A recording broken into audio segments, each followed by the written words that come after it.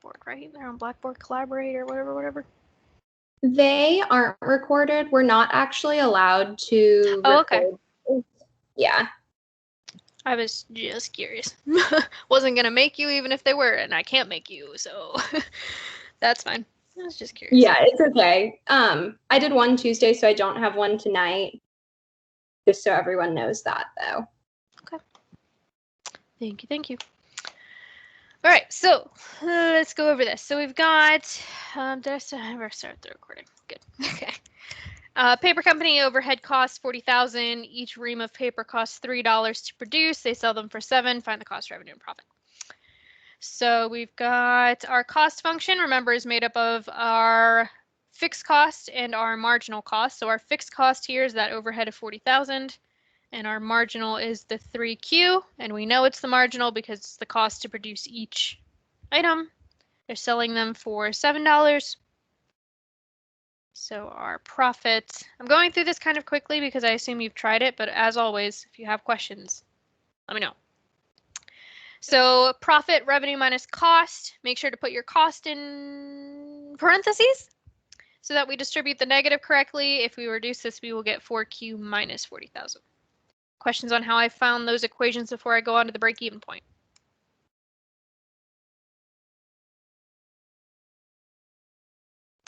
Okay. Remember, break-even point, you essentially have two choices. You can either set profit equal to 0 or revenue equal to cost. If you have the profit function, I usually just set that equal to 0. It's just like my own personal preference. But if you set revenue equal to cost, it will give you the exact same thing. One more 0. And so if we add the 40,000 over to the other side, then divide by 4, you will get that Q is 10,000. And this is technically in reams of paper. Now remember, the break-even point is made up of two things, break-even quantity and break-even price. So we've got the break-even quantity, awesome, but we need the break-even price.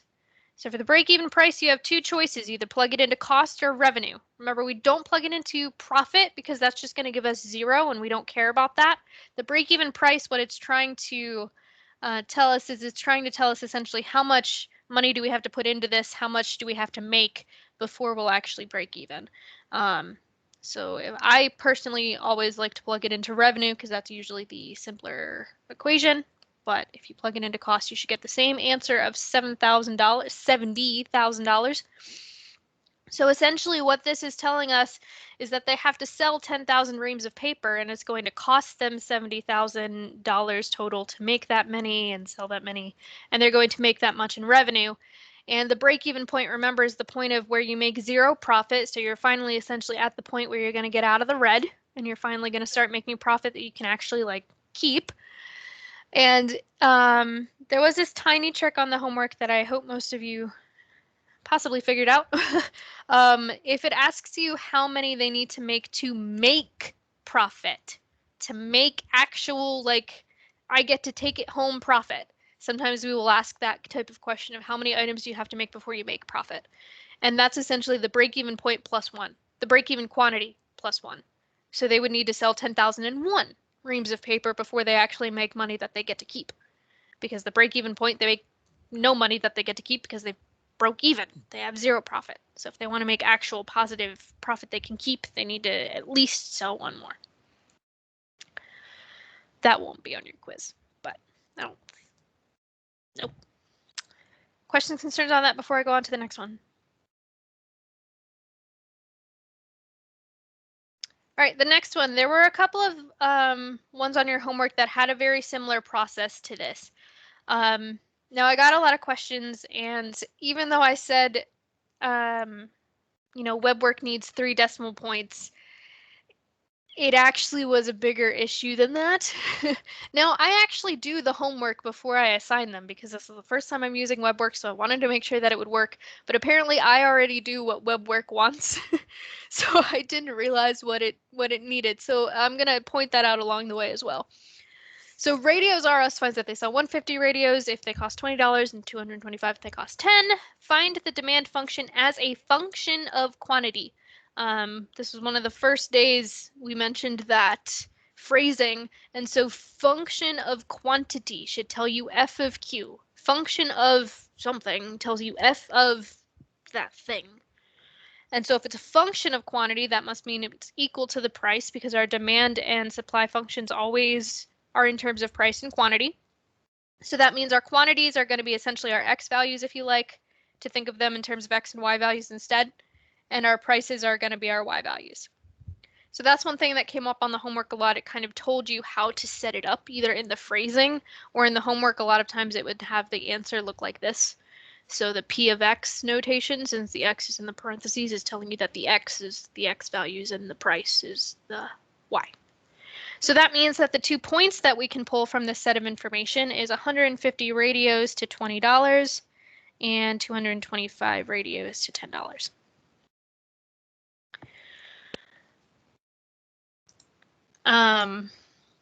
So person who asked about the homework. So that would be similar to the homework where we were finding the demand as a function of quantity. Exact same thing here. The quantity ended up being the x's and the prices ended up being the y's. So the first thing we need to find is the slope. So I'd personally do the larger y value first, but that's just my personal preference. This will become 10 over negative 75. If you reduce that down in fraction form, I did it in my last class, I forget what it is. 2 over, yeah. You'll get negative 2 over 15, okay? Or that comes out to be negative 0.13 repeating. Now here's the thing I need to talk about in terms of web work. The reason it got angry at so many of you is because you found the slope correctly, and then you cut it off at 3 decimal places because that's what I told you to do. And then when you used that truncated form, it found you the quote-unquote incorrect b value for web work. If it was me grading it, it would have been fine. But so when you're working problems on web work, not even just necessarily one like this, but in the future as well, along the way, try not to round. Take as many decimal places as possible. So, or keep it as a fraction. So I would either say keep it in one of these fractional forms or take something like 0.133333 when you're doing your calculations. Okay, so take more decimal points than 3 decimal places if you're continuing to work the problem, and then at the very end your answer can be in terms of 3 decimal places. So anyway, back to the problem. Once you find your slope, we need to find the equation. To find the equation, we want some, I'm going to use P and Q. If you used X and Y, actually this function, the supply was given in terms of P and Q, so you should probably use P and Q. If there isn't a specification on variables in the question, you can use whatever variables you like. So we pick whichever point makes us happier. I'm going to use the 150-20 because that one just makes me happier. So we take the point that we pick and we plug it into our function. Now I'm going to take the fraction form to make sure that this comes out to be as correct as it should be in terms of like a web work type of situation. So if we plug that in, negative 2 divided by 15 times 150 will give us negative 20 plus b. Add 20 to both sides, you'll get that b is 40.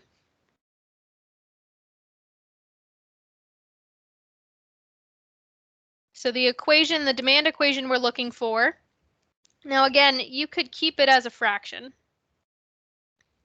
Or at this point, if this were web work, you could then take it to be 3 decimal places for the answer.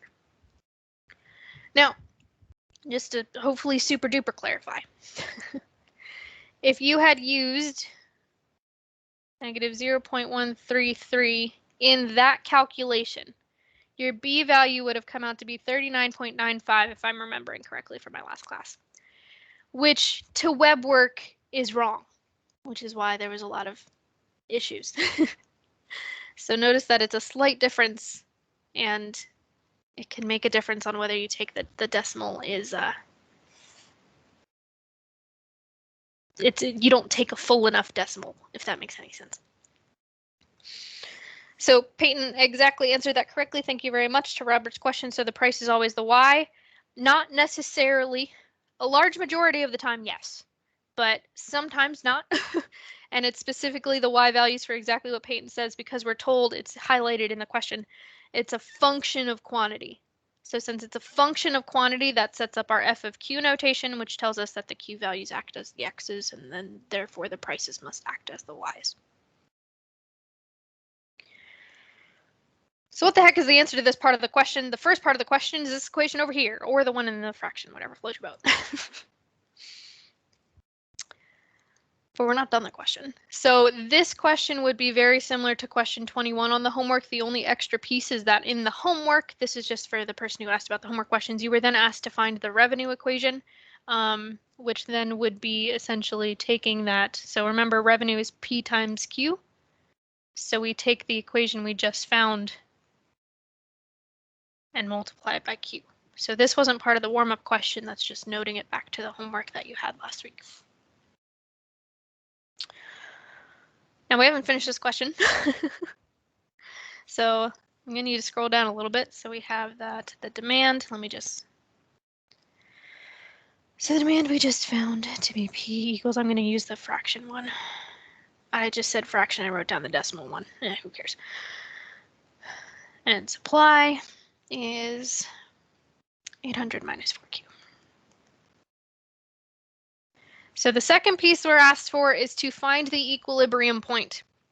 So remember, the equilibrium point is where supply equals demand. So we would set these two equations equal to each other.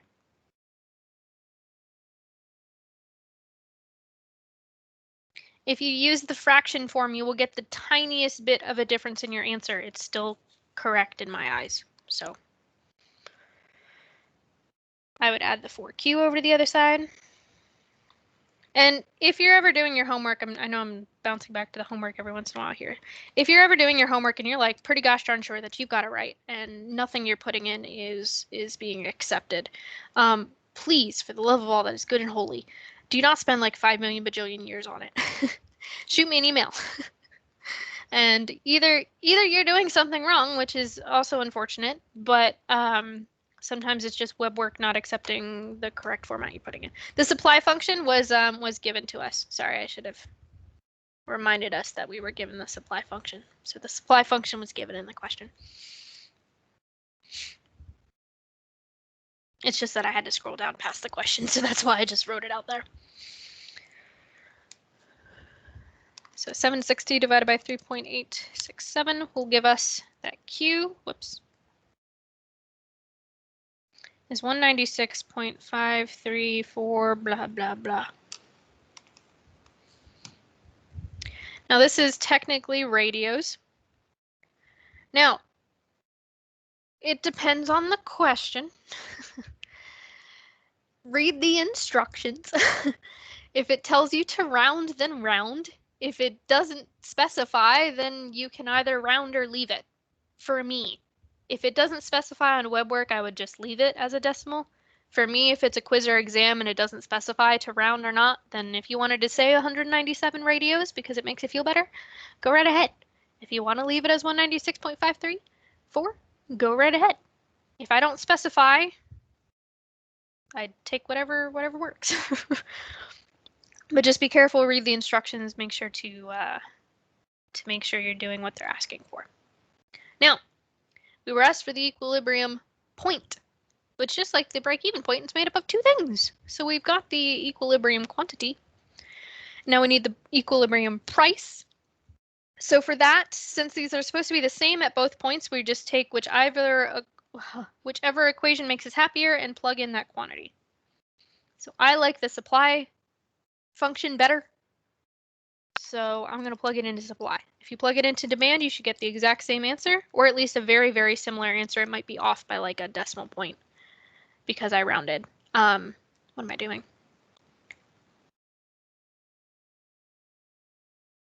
Since this is dollars, I'll round that to 86.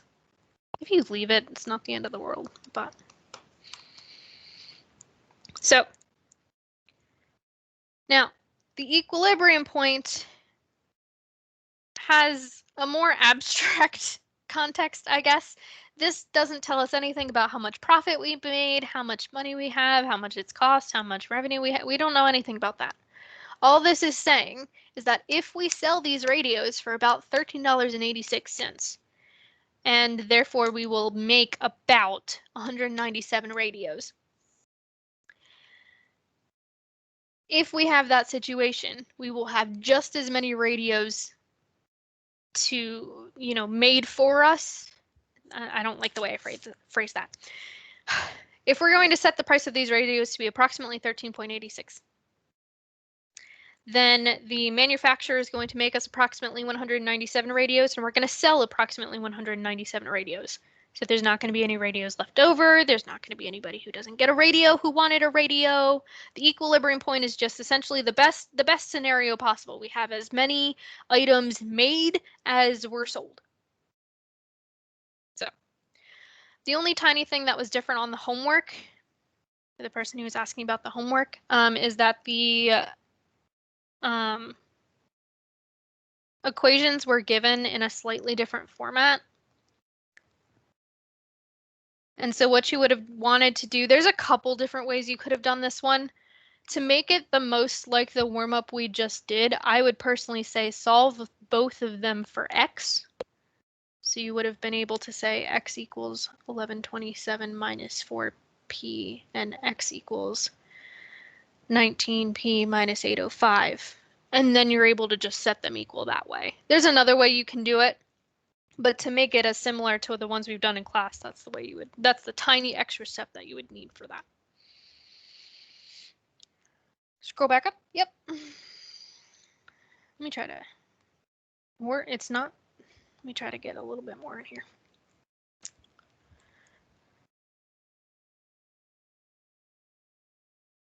So the equilibrium point turned out to be, the quantity was 196.54. I'm doing this off of memory. And then 1386. I'm gonna scroll back down for 1 second. 534.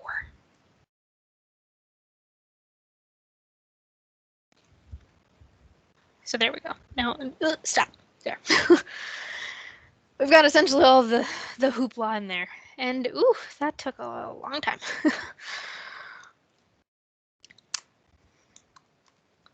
Questions, concerns on that? Mm-hmm.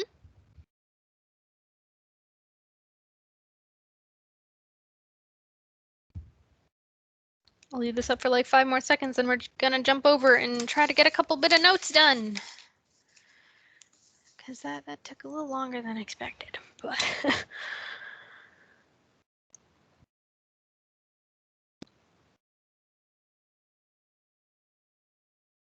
all right. Let's pop over to 1.5 notes. Am I in the right? Nope, I'm in the wrong section. I gotta go over here. Okay, there we go. So yesterday we talked about, so for the equilibrium point, we just write the price and Q at the end. So on the quiz, it depends on how the question is asked. Most of the time when I ask a question, I say, what is the price? Give you a blank. What is the quantity? Give you a blank. It's possible that they could just ask for both of them in terms of like a coordinate point. That's not as common. So most of the time it happened on your homework, it happened on your quiz. When I ask for an equilibrium point or a break-even point, I'll give you 2 separate blanks for those 2 things. So we started talking about exponential functions. So remember, that's essentially where we have a function that's growing by a constant factor every time. So we found out how to find that factor, and then we did a couple questions about that. And so now we're down here. Question number 3. So Mildred collects hats. In 2014, she began with 25 hats, and she plans to increase her collection by 25% per year. Write a formula for h of t, the number of hats Mildred will have after 2 years after 2014. How large will her collection be in 2020? So there's a couple things I want to point out here. 25%. which whenever you see a percent, that's going to be a big tip off that we're talking about an exponential function. And then another thing that's very common with exponential functions, but just make sure to read the question, t years since, well, it says after 2014. So like t equals 0 would be 2014, t equals 1 would be 2015, t equals 2 would be 2016, and so on and so forth. So our basic form of an exponential function, reminder, is this, where we have our initial value, sometimes called the initial condition. This is called your base, the base. This is also sometimes called the factor. And remember that a equals 1 plus r, where r is the rate. Okay. So one thing that I want to note, especially if you're going to be looking at your homework, notice that in this question, the word factor does not show up anywhere. Okay. There's no factor in that question. So that means that the values we're given are not going to give us the a value. That percentage is going to give us the rate. So whenever you're given like a percent increase or a percent decrease, it's giving you the R value. If it says grows by a factor of, or decays by a factor of, if it says the word factor, then it's telling you the A value. If it's giving you the percent, it's giving you the rate. So essentially what we have here is we have all the information we need, we just need to put it in the right spot. So she starts with 25 hats, so that means P naught is going to be 25. That's her initial value, the amount of hats she started with. So A is 1 plus R. And since R is going to come from 25%, now the only thing is that the R value is a decimal representation of the percent. So R is going to be 0.25, which is the decimal representation of 25%. So our A value is 1.25, which means that our equation is 25. I need to leave more space because there's another part to this question. P equals 25, 1.25 to the T. Okay. That's our equation. Again, because we were told a percent, it was the R value. If you see the word factor, which you will in your homework, if you see the word factor, it's giving you the A value and you don't have to do anything to it. You just plug it in for A. So then we were asked, how large will her collection be in 2020? Well, 2020 is going to be 6 years after 2014. So we're going to plug in 6.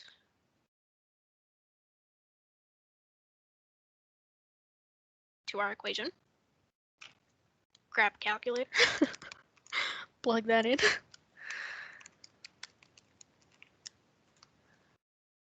You'll get approximately 95.367. So about 95 hats. It didn't tell us that we needed to round, so if you left it as a decimal, I would accept it. But just read the question and see what they want. Questions, concerns about how I did any of that?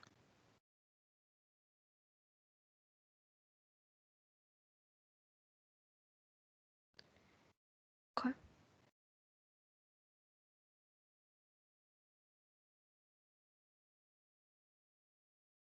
One second, my brain is... Okay.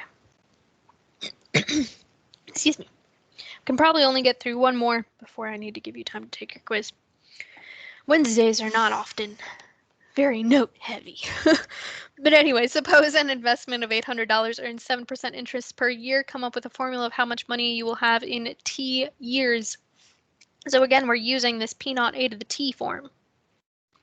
What's the amount we're starting with? We're starting with an investment of $800, so that P naught is 800. Scan the question again. Do you see the word factor? I don't. The word factor does not show up at all, which means we must be given the R value. So the R value is going to be 0.07 because, again, that's a decimal representation of the percent, which means that our A value, which is 1 plus R, is going to be 1.07. So our formula, 800, 1.07 to the T.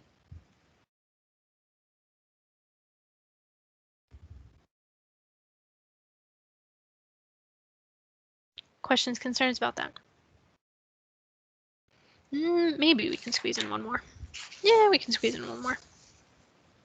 Questions?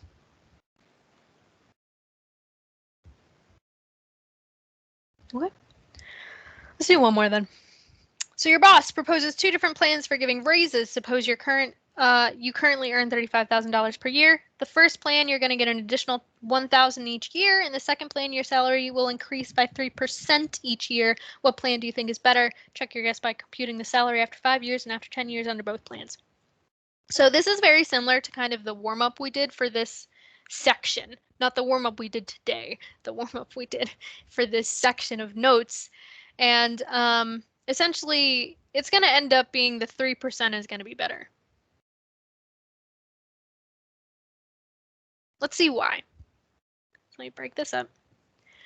So if we get $1,000 each year, that's essentially a linear relationship. So if we wanted to actually figure out a function that would tell us the amount after t years, so we don't just have to keep finding each year, well, we're starting with $35,000 and we're adding on an extra $1,000 each year. So that's going to be a linear relationship where essentially the slope is 1,000 and the y-intercept is 35,000.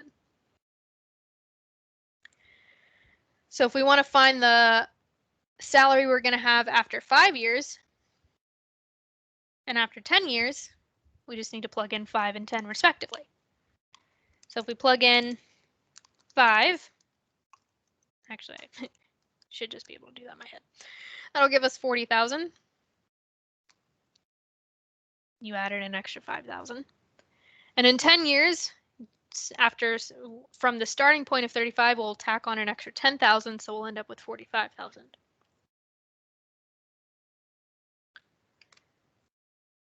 And now let's see what happened with the 3%. Well, the 3% means that the R value of the exponential equation this is going to give us is 0.03, meaning the A value is 1.03.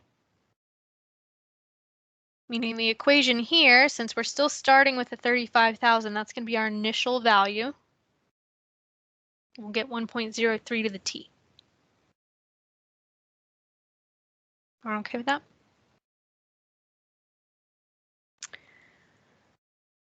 Same idea, we're going to plug in 5 and 10 respectively. We're going to actually need a calculator this time. Can't really do that in your head. After 5 years, at a 3% raise every year, you'll be at $40,574. And since this is money, I'll go ahead and round to just 2 decimal places, 59 cents. So in this case, you're already making an extra a little over an extra $500 a year after 5 years. Then after 10 years,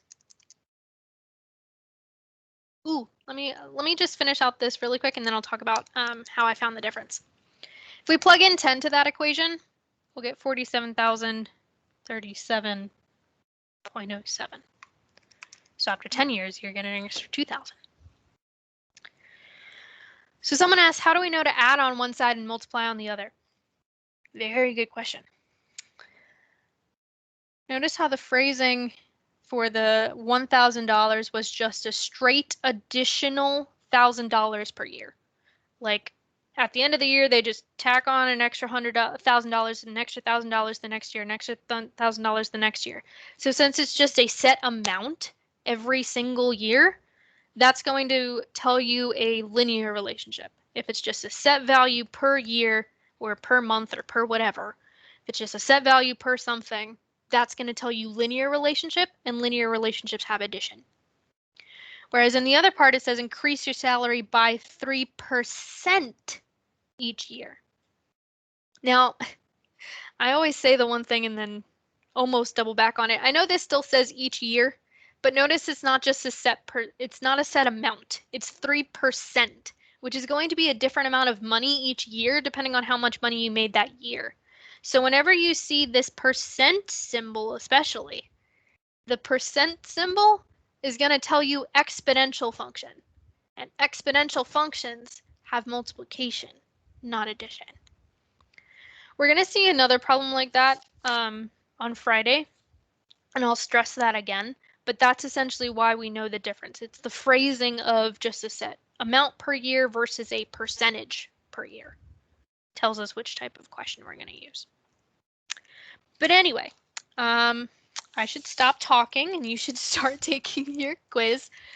So it should be up on Blackboard already. Quiz 4. Remember that the time limit is unofficial and you can hit cancel if it tells you that the time has expired to keep going. So if quote unquote time expires, just hit the cancel button and you can keep going. There's no penalty. It's just to let you know that you're taking a little longer than you probably should. So go ahead and take that. I'm going to stop talking. And I'll see you on Friday.